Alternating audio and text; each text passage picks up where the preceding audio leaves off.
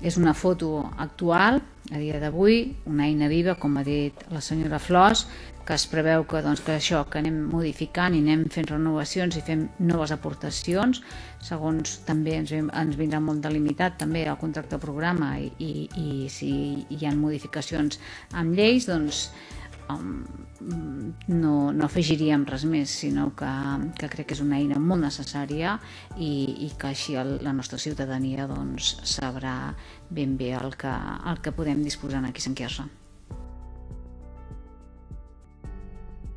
Com tots ja sabem, l'objectiu de reciclatge de la Unió Europea és del 55% a l'any 2025. A Catalunya el 2021 ha assolit un índex de recollida selectiva dels residus municipals sobre a prop del 47%. I a Sant Quirze del Vallès estem una mica per sobre del 30%. Estem una mica lluny.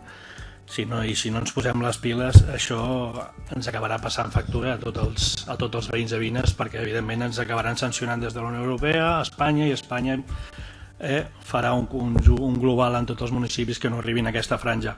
I creiem que han tingut uns quants anys per preparar un nou contracte, han tingut 8 anys per preparar-ho si en aquell moment estaven en contra, que pot ser que hi hagi coses a millorar, perquè des que es va aprovar a que pràcticament ha passat una dècada d'aquell contracte.